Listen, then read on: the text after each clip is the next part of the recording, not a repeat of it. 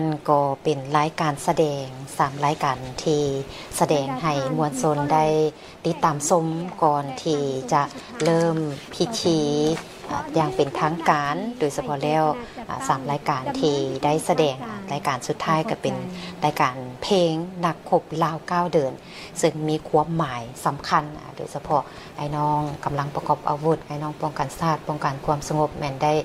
ร่วมแรงร่วมใจกันเป็นเสาหัวของชาติเพื่อที่จะเฮ็ดแนวใดในการป้องกันซึ่งตลอดระยะ50 ปีผ่านมาภายใต้การชี้นำพาของพรรคจนเฮ็ดให้สปป.ลาวได้สถาปนามาถูกมื้อนี้การเป็นย้อนเสาหัวของชาตินี่แหละท่านผู้ชมนอกจากการแสดงศิลปะแล้วก่อนที่จะมีพิธีทางการภายหลังที่บรรดาแขกการนำขันสูงเข้าสู่สนามเข้าสู่พิธียังเป็นทางการก็จะเริ่มพิธีคณะจัดตั้งก็จะได้กล่าวจุดประสงค์ต่างๆเพื่อเฮ็ดให้พิธีโฮมชุมนุมใหญ่เฉลิมฉลองวันชาติที่2 ธันวาครบรอบ50 ปีปีนี้มีความหมายสำคัญเจ้าท่านผู้ชมที่เคารพซึ่งวาระพิธีอย่างเป็นทางการต่อไปนี้ก็จะได้มีการเสริญทุงชาติทุงผักเขื่อนเข้าสู่พิธีหลังจากนั้นก็จะได้พร้อมกันในการเคารพทุงชาติและขณะจัดตั้งพิธีก็จะกล่าวจุดประสงค์เสนอแขกเข้าร่วมและจากนั้นก็จะเฮียนเชิญสหายเลขาธิการใหญ่คณะบริหารงานศูนย์กลางพรรคประธานประเทศแห่งสาธารณรัฐประชาธิปไตยประชาชนลาวขึ้นกล่าวศูนย์ทรพจน์ในวันสถาปนาสาธารณรัฐประชาธิปไตยประชาชนลาวครบรอบ50 ปีก็คือในมื้อนี้เองเจ้าก่อนจะมีพิธีโฮมชุมนุมใหญ่อย่างเป็นทางการเมื่อวานนี้บรรดาคณะเลขาธิการศูนย์กลางพรรคบรรดากรรมการกลุ่มการเมืองก็ได้พร้อมกันไว้อะไรก็คือไปอนุสาวรีย์นักรบนิรนามและนอกจากนั้นก็ได้ไปวางพวงมาลาแล้วก็ไปวางกระตาดอกไม้อยู่ต่อหน้ารูปปั้นประธานไกรสอนพรหมวิหารเพื่อที่มื้อนี้จะเข้าสู่พิธีโฮมชุมนุมใหญ่ในครั้งนี้ในเมื่อวานนี้ก็มีเหตุการณ์สำคัญที่บรรดาการนำขันสูงได้ปฏิบัติเพื่อนมิตรที่ฮักแพงทั้งหลายมื้อนี้คณะบริหารงานศูนย์กลางพรรครัฐบาลสภาแห่งชาติศูนย์กลางในเราสังชาติสาธารณรัฐประชาธิปไตยประชาชนลาวสันติภาพเอกราชประชาธิปไตยเอกภาพและวัฒนธรรมเกิดเป็นจริงอย่างแน่นอนสาธารณรัฐประชาธิปไตยประชาชนลาวมันยืนพรรคประชาชนปฏิวัติลาวที่มีเกียรติสง่ามันยืนประธานไกรสอนพรหมวิหารผู้นำที่แสนหักยืนยงในภารกิจปฏิวัติและอยู่ในดวงใจของพวกเราตลอดไปนำใจวันที่2 ธันวามันยืนขอบใจ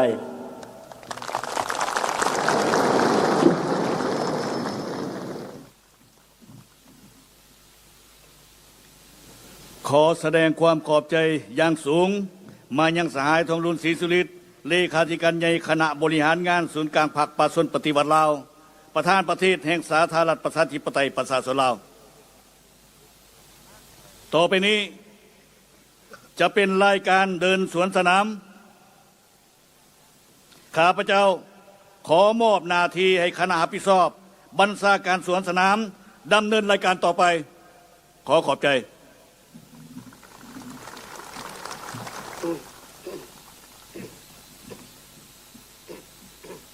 กองกำลังสวนสนามกง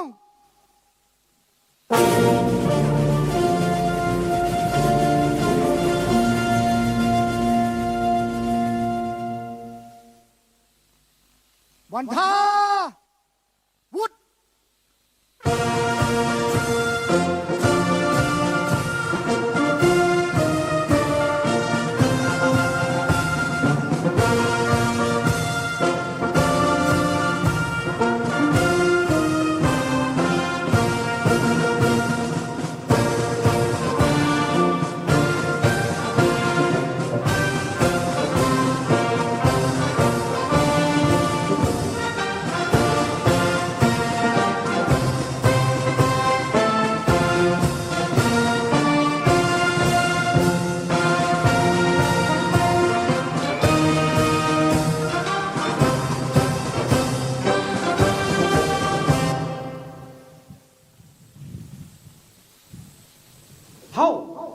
ลโทสายใจกรมสิทธิ์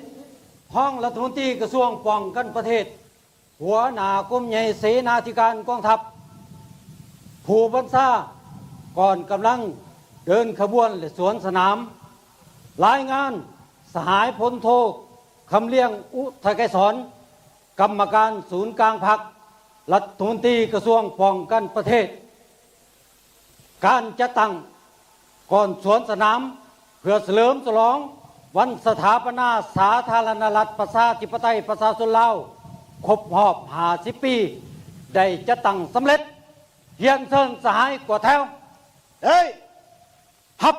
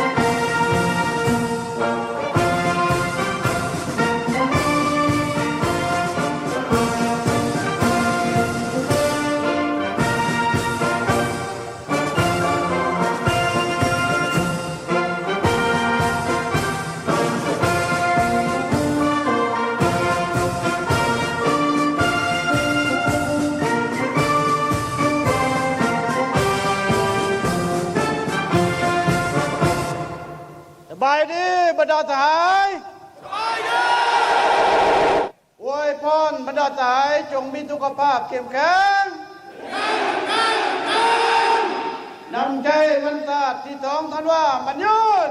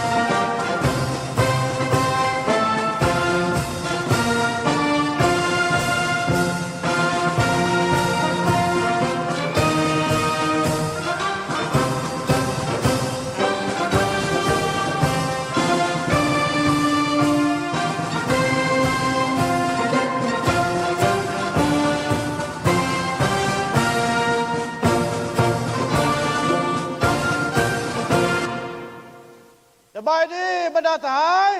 สบายดีอวยพรบรรดาทหารจงมีสุขภาพเข้มแข็งนำใจวันศาสตร์ที่2 ธันวาคมมันยืน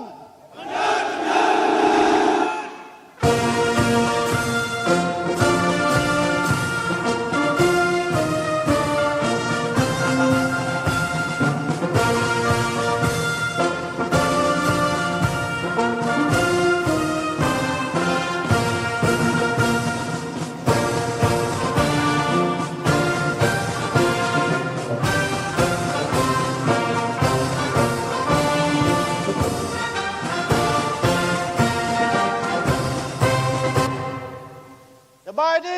สหาย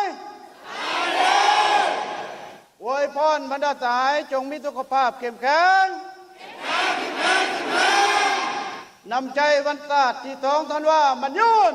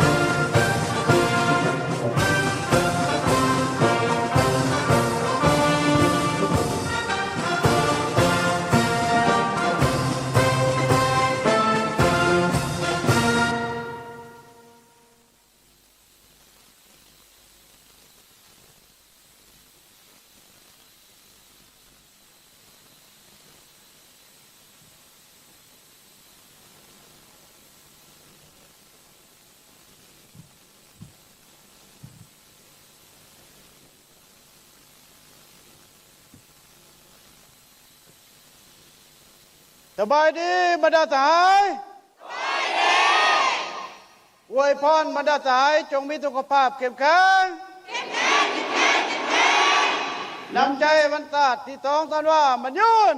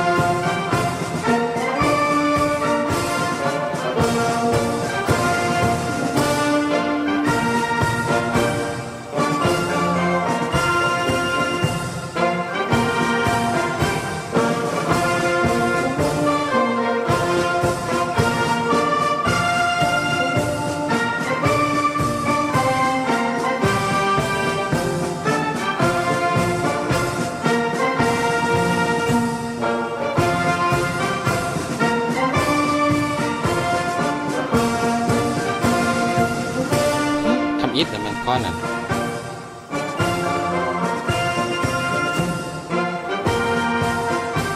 เจ้าท่านผู้ชมที่หักแพงปัจจุบันนี้ก็อยู่ในการเดินสวนสนามก้อนกำลังจูทุ่งซาดทุ่งผักแมนก้อนกำลังทุ่งซาดทุ่งผักประชาชนปฏิบัติลาวก้อนกำลังป้องกันซาดป้องกันความสงบประชาชนลาวก้าวเดินด้วยบาทก้าวอันนักแน่นเข้มแข็งเสิร์ชสู่คันทุ่งซาดทุ่งผักปิวสะบัดอย่างสง่าผ่าเผยเปรียบเหมือนเปลวไฟแห่งการปฏิบัติเปรียบเหมือนเปลวไฟแห่งการปฏิบัติของประเทศเฮาที่กำลังลุกขึ้นและเปล่งแสงแห่งกล้าสว่างไสวที่กำลังลุกขึ้นและเปล่งแสงแห่งกล้าสว่างไสวก้อนเครื่องกาไม้ซาดเป็นสัญลักษณ์ของสาธารณรัฐประชาธิปไตยประชาชนลาวสภาแห่งชาติในปัจจุบันก็คือสภาประชาชนขั้นสูงสุดในเมื่อก่อนแม้นได้รับการสร้างตั้งขึ้นในวันที่2ธันวาคม1975พร้อมกับการสร้างตั้งสาธารณรัฐประชาธิปไตยประชาชนลาวสภาแห่งชาติแม่นองค์การตัวแทนแห่งสิทธิและผลประโยชน์ของประชาชนลาวบรรดาเผ่าเป็นองค์การสูงสุดอำนาจรัฐเป็นองค์การนิติบัญญัติมีพลังบทบาทในการหับห้องเอารัฐธรรมนูญกฎหมาย และตกลงปัญหาสำคัญพื้นฐานของประเทศและติดตามกวดกาการเคารพและปฏิบัติรัฐธรรมนูญและกฎหมายของบรรดาองค์การรัฐขบวนเครื่องหมายชาติโดยกองกำลังของสภาแห่งชาติจำนวน185ทางสภาแห่งชาติในปัจจุบันก็คือสภาประชาชนสูงสุดในเมื่อก่อนได้รับการสั่งตั้งขึ้นในวันที่2ธันวาคมปี1975พร้อมกับการสั่งตั้งสาธารณรัฐประชาธิปไตยประชาชนลาวสภาแห่งชาติแม้นองค์การตัวแทนแห่งสิทธิและผลประโยชน์ของประชาชนและบรรดาเผ่าเป็นองค์การสูงสุดแห่งอำนาจรัฐองค์การนิติบัญญัติมีพระบทบาทพิจารณาหักห้องเอารัฐธรรมนูญและกฎหมายตกลงปัญหาสำคัญพื้นฐานของชาติและติดตามกฎการเคารพและปฏิบัติรัฐธรรมนูญและกฎหมายตลอด50ปีสภาแห่งชาติได้ประกอบส่วนเข้าในการเพิ่มทวีความสามัคคีเป็นพรรคแทนของปวงชนลาวทั้งชาติสร้างรัฐประชาธิปไตยประชาชนเป็นรัฐที่ปกครองด้วยกฎหมายของประชาชนโดยประชาชนและเพื่อผลประโยชน์ของประชาชนบูรณาระบอบประชาธิปไตยประชาชนลาวเพื่อก้าวขึ้นสู่สังคมนิยมก้อนกำลังห้องว่าการสำนักงานประธานประเทศห้องว่าการสำนักงานนายกรัฐมนตรีและสถาบันวิทยาศาสตร์เศรษฐกิจและสังคมแห่งชาติก้อนกำลังกาหมาย50ปีการสถาปนาสปป.ลาวแสดงให้เห็นความมั่นคงของชาติความเป็นเอกราชรักษาได้อธิปไตยและท่านผู้ชมตามมาด้วยก้อนกำลังรถแห่ขบวนประธานไกรสอนพรหมวิหารเพื่อระลึกถึงคุณงามความดีและฮู้บุญคุณประธานไกรสอนพรหมวิหารผู้นำพาสร้างตั้งพรรคประชาชนปฏิวัติลาวนำพาขบวนปฏิวัติชาติประชาธิปไตยและนำพาสถาปนาสาธารณรัฐประชาธิปไตยประชาชนลาวในการคุ้มครองอำนวยความสะดวกและประสานสมทบสถาบันวิทยาศาสตร์เศรษฐกิจและสังคมแห่งชาติเป็นเสนาธิการให้แก่ศูนย์การพรรคและรัฐบาลในการค้นคว้าและแสดงข้อมูลข่าวสารขบวนสหพันธ์นักรบเก่าแห่งชาติลาวนักรบเก่าแห่งชาติลาวเป็นองค์การจัดตั้งการเมืองสังคมนอนอยู่ในระบบการเมืองของระบอบประชาธิปไตยประชาชนลาวซึ่งได้เต้าโฮมเอาบรรดานักรบปฏิวัติที่องอาจกล้าแก่นที่ผ่านการสูบหล่อในเปลวไฟสงครามต่อสู้กู้ชาติญาติเอาเอกราชพวกเพิ่นเปรียบเหมือนเหล็กกล้าที่ถูกสูบหล่อแล้วหลายทศวรรษสหพันธ์นักรบแห่งชาติลาวเป็นเสนาธิการให้ศูนย์กลางพรรคและรัฐบาลด้วยการเสริมขยายมูลเสื้อ3ดี6รักษาของตนเองและการเต้าโฮมความสามัคคีเป็นพรรคแทนแน่นหนาของประชาชนทุกชั้นคนและบรรดาเผ่านำพาประเทศชาติไปสู่ความเจริญรุ่งเรืองนำขบวนแห่โดยกองกำลังจากห้องว่าการศูนย์กลางพรรคคณะจัดตั้งศูนย์กลางพรรคสถาบันการเมืองและการปกครองแห่งชาติจึงเป็นตัวแทนในแก่6องค์การจัดตั้งคณะช่วยเวียกของศูนย์กลางพรรคตลอดระยะ50ปีแห่งการรับใช้ศูนย์กลางพรรคองค์การจัดตั้งคณะช่วยเวียกของศูนย์กลางพรรคได้เสริมขยายมูลเสื้ออันดีงามประธานไกรสอนพรหมวิหารยืนยงในภารกิจปฏิบัติของพรรคเขาตลอดไปและขบวนรถก้าวเข้าสู่ผ่านใจแม้นขบวนรถของสหพันธ์นักรบเก่าแห่งชาติลาวซึ่งเป็นองค์การจัดตั้งการเมืองสังคมที่นอนอยู่ในระบบการเมืองของระบอบประชาธิปไตยประชาชนลาวซึ่งได้เต้าต่อด้วยก้อนทุงไซกองทัพประชาชนลาวก้อนทุงไซกองทัพประชาชนลาวเป็นสัญลักษณ์แสดงให้เห็นถึงผลงาน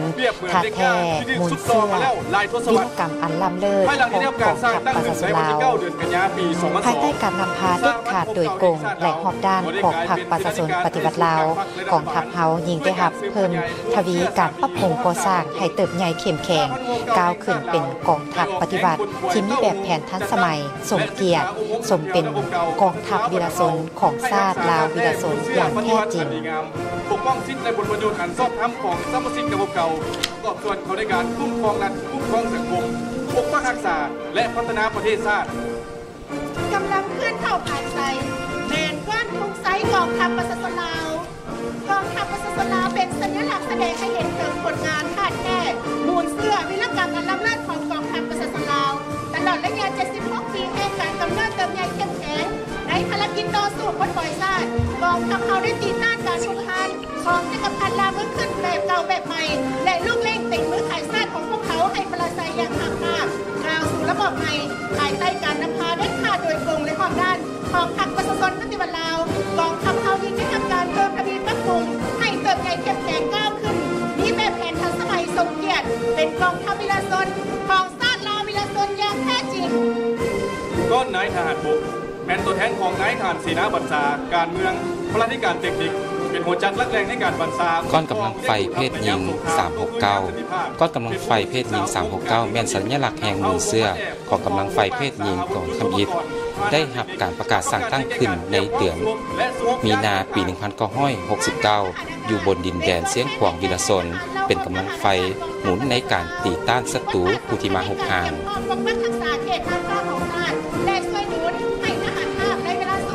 ต่อโดยกองทหารทา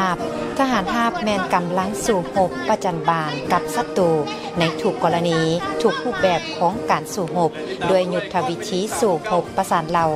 และสู่หบเอกราชทางในระยะสงครามต่อสู้ปลดปล่อยชาติก็คือระยะปกปักรักษาและพัฒนาประเทศชาติในยามสงครามเป็นอีกแล้วยามใดก็ได้เคียงบาเคียงไหลกับเพศชายประกอบส่วนเป็นทหารลาดกองร้อนและเลี้ยงขนส่งเส้นแบ่งอาหารอาวุธลูกกระสุนออกสู่แนวหน้ากองกำลังไฟเพศหญิงได้สร้างวิรกรรมบรรลับเลิศให้แก่ประเทศชาติปี 1960 มีหน้าที่เคลื่อนไหวสู่หบปิดหลับหลอนตีบันทอนกำลังของศัตรูสร้างเงื่อนไขให้เราหบอื่นๆบุกตีศัตรูในภารกิจต่อสู้ปลดปล่อยชาติก็คือระยะสร้างสรรค์และพัฒนาประเทศชาติทหารราบตีพิเศษก็ได้ประกอบส่วนสำคัญเข้าในเสสนารวมของกองทัพและประชาชนลาวก่อนเราหบสืบข่าวได้รับการสร้างตั้งขึ้นในวันที่22 ธันวาคม 1945 มีหน้าที่รับประกันความมั่นคงของชาติเป็นหูเป็นตาชิบปิดลับแทรกซึมเข้าในทุกขงเขตเวียกงานมีไหวพริบปฏิสร้างซอกคนเก็บกรรมข้อมูลข่าวสารแผนการเคลื่อนไหวและเหลี่ยมกลอุบายมากเพทำลายฝ่ายกงกันข้ามต่อระบบใหม่ของพวกเขาว่องไวรายงานขันเทิงแก้ไขเหตุการณ์ที่จะเกิดขึ้นให้ทันเวลาก้อนกำลังทหารสายแดนได้รับการสร้างตั้งขึ้นในวันที่22 ตุลาปี 1912 มีพระบทบาทหน้าที่ปกปักรักษาสายแดนพัวพันกับกำลังป้องกันสายแดนของบรรดาประเทศที่ใกล้เคียงปฏิบัติสนธิสัญญาและข้อตกลงต่างๆเกี่ยวกับปัญหาสายแดนเป็นกำลังจ้างทาอยู่ป้อมด้านหน้าเพื่อปกปักรักษาประเทศชาติตามมาด้วยก้อนทหารอากาศหญิงแมนก้อนตัวแทนให้แก่เอื้อน้องทหารหญิงที่ปฏิบัติหน้าที่ในกองทัพประชาชนลาวมีมูลเสื้อองค์อาจกล้าหาญเคียงบ่าเคียงไหลกับไอ้น้องทหารทรายดุมันขยันอดทนแสดงออกเอื้อน้องแม่หญิงสังกัดอยู่กองห้อยโดดจ้อง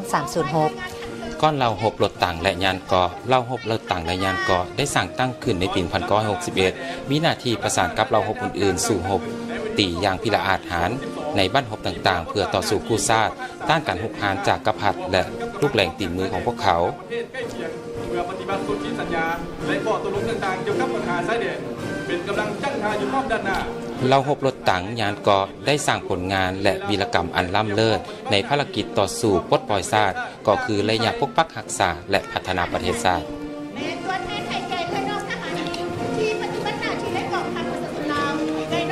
ก่อนเราหบปืนใหญ่หน้าดินแมน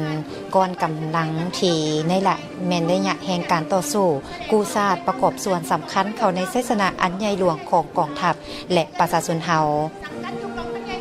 เล่าปืนใหญ่หน้าดินนับมือนับได้รับการปรับปรุงทั้งปริมาณและคุณภาพท่านผู้ชมที่เคารพอยู่น่านฟ้าของสวนสนามในวันนี้ก็สังเกตเห็นมีการแสดงยนต์ทีมนำเสนอทุ่งชาติทุ่งผักกา50 ปีพร้อมด้วยคำขวัญวันชาติที่2 ธันวาคมมันยืน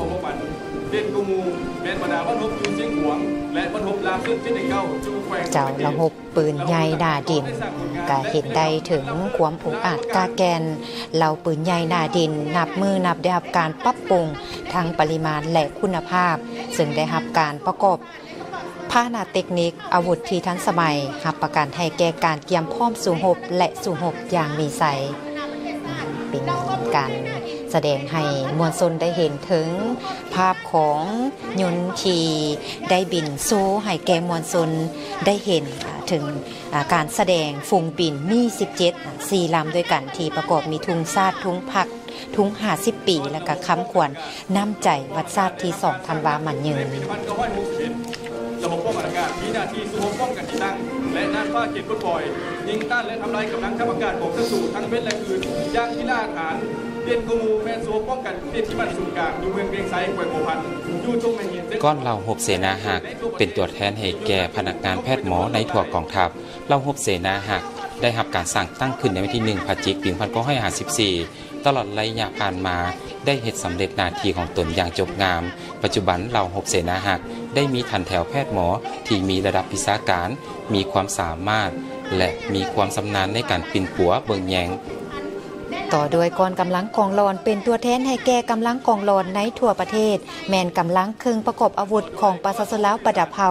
เป็นกำลังลักแรงอยู่หักฐานติดพันกับพื้นที่ติดพันกับการผลิตเฮ็ดหน้าที่ป้องกันชาติป้องกันความสงบอยู่หักฐานประสานงานระหว่างแนวหน้าแนวหลังผู้บัญชาการและกรมกองท้องถิ่นในยามสงครามก็คือยามสันติภาพระบบสื่อสารมีบทบาทสำคัญนำเอาบันทึกคำสั่งของกันถึงไปฮอดไปถึงพนักงานนักรบทุกๆคนเราโฮมเซนหักแมนเป็นตัวแทนให้แก่พนักงานแพทย์หมอที่ทั่วกองทัพเราโฮมเซนหักได้ทำการสร้างตั้งขึ้นในวันที่1 เดือนพฤศจิกายน 1954ตลอดระยะผ่านมาได้เห็นสำเร็จหน้าที่ของตนอย่างจงงามจะอยู่ในวัฒนธรรมตีใดก็ล้วนแต่มีการประกอบส่วนของแพทย์หมอเบิ่งแย้งเป็นผู้บาดเจ็บและผู้เสียสละรักษาจรรยาบรรณของแพทย์ปฏิบัติปัจจุบันเราโฮมเซนหักได้มีทันแถวก้อนน้องน้อยโรงเรียนวัฒนธรรมชนเผ่ากองทัพซึ่งโรงเรียนวัฒนธรรมชนเผ่ากองทัพได้รับการสร้างตั้งขึ้นในวันที่24 มิถุนายน ปี 2022มีบทบาทค้นคว้าโครงการหลักสูตรและจัดตั้งการเรียนการสอนสั้นมัธยมสมบูรณ์โดยได้คัดเลือกเอาน้องน้อยบรรดาเผ่าจากท้องถิ่นต่างๆในทั่วประเทศเข้าศึกษาหำเรียนก่อสร้างในอนาคตน้องน้อยเหล่านี้จะกลายเป็นกำลังสืบทอดภารกิจปกปักรักษาและสร้างสรรค์พัฒนาประเทศชาติเป็นกำลังรักแรงของบ้านป้อมมันสงบและกลุ่มบ้านเจ้าการแสดงอยู่ถึงท้องฟ้าเพื่อให้มวลชนได้เห็นมี17 4 ลำที่เชิญทุงชาติทุงผักทุง50 ปีและก็แพนค้ำขวัญนำใจที่2 ธันวาคมมันยืนต่อด้วยกองกำลังป้องกันความสงบแมนแสดงถึงการเติบใหญ่เข้มแข็งในเวียกงานป้องกันความสงบทางด้านการเมืองป้องกันสกัดกั้นและทับม่านเลเหลี่ยมกลอุบายการเคลื่อนไหวของบรรดาอิทธิกำลังปรปักษ์กลุ่มขุนบดีการนำขันสูงก่อต่างปืนปิติสมเสริญให้แก่การเดินสวนสนามในครั้งนี้สั้นมัธยมสมบูรณ์โดยได้คัดเลือกเอาน้องน้อยบรรดาเผ่าจากท้องถิ่นต่างๆในทั่วประเทศเข้าทำเรียนก่อสร้างในอนาคตน้องน้อยเหล่านี้จะกลายเป็นกำลังสืบทอดภารกิจปกปักรักษาและพัฒนาประเทศชาติอันแสนรักของพวกเขาก้อนกำลังตำรวจจราจรเพศหญิงกำลังตำรวจจราจรเพศหญิงมีพระบทบาทหน้าที่ปกปักรักษาความสงบจัดสรรความเป็นระเบียบเรียบร้อยระบายการสัญจรและแก้ไขอุบัติเหตุตามท้องถนนเปิดทางหับไส้ป้องกันให้แขกขบวนผู้นำโดยเฉพาะก็คือการนำพักรัฐขั้นสูงประมุขรัฐแขกภายในและต่างประเทศที่เข้ามาเยี่ยมยามและเฮ็ดเวียกอยู่ลาวท่านผู้ชมที่เห็นในปัจจุบันนี้ความประทับใจต่างๆทางท่านผู้ชมทางบ้านก็ติดตามชมเส้นเดียวกันตามมาด้วยก้อนกำลังป้องกันศูนย์กลางกำลังป้องกันศูนย์กลางมีพลบทบาทเป็นเสนาในการค้นคว้าสร้างแผนป้องกันบรรดากองประชุมระดับชาติระดับสากลผู้นำพรรครัฐแขกขันสูงทางภายในและต่างประเทศทุก50 ปีและแผนคำควรน้ำใจที่2 ธันวาคมเป็นภาพที่สวยสดงดงามกับการบินแสดงของเมืองมี17ประชาชนแม้นกำลังประกอบอาวุธมาจากประชาชนโดยประชาชนและเพื่อผลประโยชน์ของประชาชนลาวบรรดาเผ่าความของคอยของพ่อแม่ประชาชนที่ติดตามเบิ่ง50 ปีที่ได้แสดงที่ยิ่งใหญ่แบบนี้ก้อนกำลังป้องกันเคลื่อนที่กำลังตำรวจป้องกันเคลื่อนที่แมนมีต้นกำเนิดมาจากกองพัน208หรือกองบัญชาการ208และเพื่อให้สอดคล้องกับหน้าที่การเมืองในระยะใหม่จึงได้เปลี่ยนชื่อมาเป็นกองบัญชาการป้องกันเคลื่อนที่ในปี 2007 เป็นเสนาธิการให้การค้นคว้าวางแผนการป้องกันสกัดกั้นตีพิเศษของกำลังป้องกันความสงบซึ่งเป็นกำลังประจันบานเพื่อแก้ไขสภาพเหตุการณ์ฉุกเฉินที่เกิดขึ้นตามมาด้วยก้อนมหาชนก้อนเยาวชน2 ธันวาแม่นองค์การจัดตั้งมหาชนของเด็กน้อยลาวที่มีคณะชาวหนุ่มประชาชนปฏิวัติลาวเป็นผู้นำพาซี่น้ำโดยกรมหอบด้านพรรคประชาชนปฏิวัติลาวย่ำใดก็มีความเป็นห่วงเป็นใยต่อโศกชะตากรรมของเด็กน้อยลาวบรรดาเผ่า ถือเวียกงานเยาวชนอนุชนเป็นเวียกงานยุทธศาสตร์ที่สำคัญและได้เอาเวียกงานนี้ติดพันกับหน้าที่การเมืองของพรรคปลูกจิตสำนึกเยาวชนลาวให้มีคุณสมบัติมีความรู้ความสามารถจากติดตามด้วยก้อนสาวหนุ่มประชาชนปฏิบัติลาวซึ่งแม่นกำลังประจันบานของพรรคที่เต็มไปด้วยจิตใจฟดฟื้นปฏิบัติโดยมีศูนย์กลางสาวหนุ่มประชาชนปฏิบัติลาวเป็นผู้ชี้นำพาโดยกงตามรัฐธรรมนูญกฎหมายภายใต้การนำของพรรคในการเต้าโฮมความสามัคคีศึกษาอบรมปกป้องส่งเสริมและพัฒนาสาวหนุ่มเยาวชนลาวบรรดาเผ่าให้กลายเป็นกำลังหนุนที่จงรักภักดีของพรรคภายใต้ห่มทุงของพรรคสาวหนุ่มก็คือการประกอบส่วนที่ดีโดยเฉพาะก็คือได้ปฏิบัติตามคำขวัญของทางประธานไกรสอนพรหมวิหารโดยเฉพาะก็คือการยึดมั่นในการต่อสู้ก็คือพัฒนาประเทศชาติของพวกเราต่อด้วยก้อนสะพานแม่ยิงลาวเป็นตัวแทนให้แม่ยิงลาวบรรดาเผ่าในการปกป้องสิทธิผลประโยชน์อันชอบธรรมของแม่ยิงและเด็กส่งเสริมความก้าวหน้าของแม่ยิงความเสมอภาพยิงทรายภายใต้คำขวัญพัฒนาความเสมอภาพยิงทรายติดพันกับการพัฒนาประเทศชาติและขอแข่งขัน3ดีพลเมืองดีพัฒนาดีสร้างครอบครัวดีติดพันกับกระบวนการแข่งขันหักชาติและพัฒนาปลุกระดมเต้าโฮมความสามัคคีแม่ยิงลาวบรรดาเผ่าเสริมขยายคุณลักษณะที่เป็นมูลเสื้อของแม่ยิงลาวตั้งหน้าเข้าร่วมสร้างเศรษฐกิจเอกราชเป็นเจ้าตนเองและกำลัง